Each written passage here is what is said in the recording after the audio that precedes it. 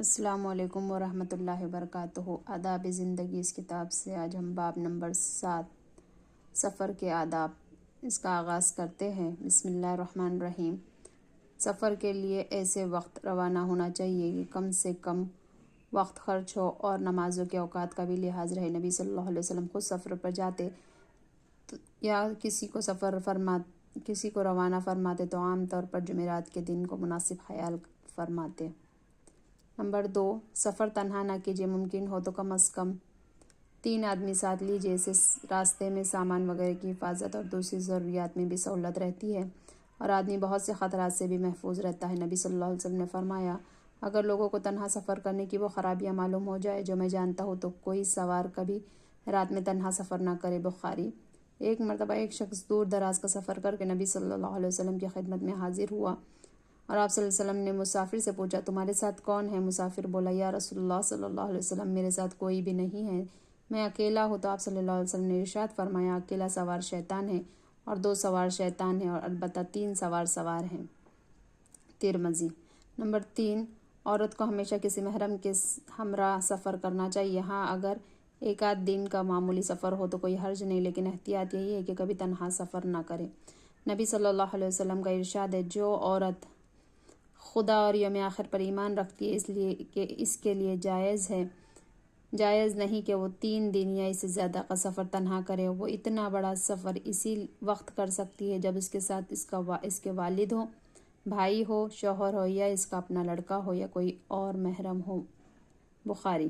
اور ایک موقع پر تو آپ صلی اللہ علیہ وسلم نے یہاں تک فرمایا کہ عورت کو 1 دن اور 1 رات کی مسافت بھی تنہا نہ جانا چاہیے۔ نمبر 4، سفر کو روانہ ہوتے وقت جب سواری پر بیٹھ جائے اور سواری حرکت میں آئے تو یہ دعا پڑھیے، سبحان الذی سخر لنا ھذا وما كنا له مقرنین وإنا إلی ربنا لمنقلبون اللهم إنی نسألک فی سفرنا هذا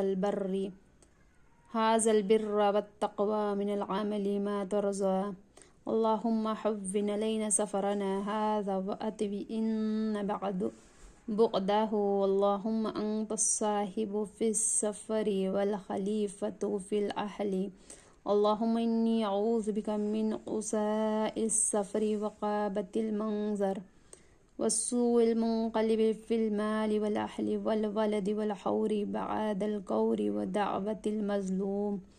ترجمہ، پاک و برتر ہے وہ خدا جس نے ہم کو ہمارے بس میں کر دیا، جس نے اس کو ہمارے بس میں کر دیا، حالانکہ ہم اس کو قابو میں کرنے والے نہ تھے۔ یقیناً ہم اپنے پروردگار کی طرف لوٹ کر جانے والے ہیں۔ خدایا، ہم تجھ سے اپنے اس سفر میں نیکی اور تقوی کی توفیق چاہتے ہیں اور ایسے کاموں کی توفیق چاہتے ہیں جو تیری خوشنودی کے ہوں۔ خدایا، ہم پر یہ سفر آسان فرما دے اور اس کا فاصلہ ہمارے لیے مختصر کر دے۔ خدایا، تو ہی اس سفر میں رفیق ہے، تو ہی گھر والوں میں خلیفہ اور نگراں ہے۔ خدایا، میں تیری پناہ چاہتی ہوں سفر کی مشقتوں سے، ناگوار منظروں سے اور اپنے مال سے، اپنے متعلقین اور اپنے اولاد کی بری واپسی سے اور اچھائی کے بعد برائی سے اور مظلوم کی بد دعا سے۔ نمبر 5، راستے میں دوسروں کی سہولت اور آرام کا بھی خیال رکھیے۔ راستے کے ساتھی کا بھی حق ہے۔ قرآن میں والصاحب بالجنب اور پہلو کے ساتھ ساتھ حسن سلوک کرو۔ پہلو کے ساتھی سے مراد ہر ایک ایسا آدمی جس سے کہیں بھی کسی وقت بھی آپ کا ساتھ ہو جائے۔ سفر کے دوران مختصر رفاقت کا بھی یہ حق ہے کہ آپ اپنے رفیق سفر کے ساتھ اچھے سے اچھا سلوک کریں اور کوشش کریں کہ آپ کے کسی قول و عمل سے اس کو کوئی جسمانی یا ذہنی اذیت نہ پہنچے۔ نبی صلی اللہ علیہ وسلم کا ارشاد ہے، قوم کا سردار ان کا خادم ہوتا ہے اور جو شخص دوسرے کی خدمت کرنے میں لوگوں سے سبقت لے جائے، اس سے نیکی میں آگے بڑھنے والا اگر کوئی ہو سکتا ہے تو صرف وہی خدا کی راہ میں شہادت پائے۔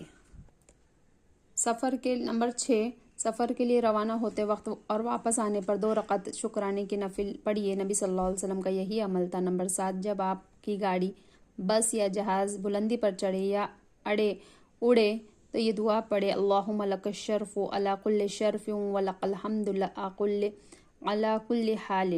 خدایا، تجھے ہر بزرگی اور بلندی پر بڑائی حاصل ہے، حمد و ثنا ہر حال میں تیرا ہی حق ہے۔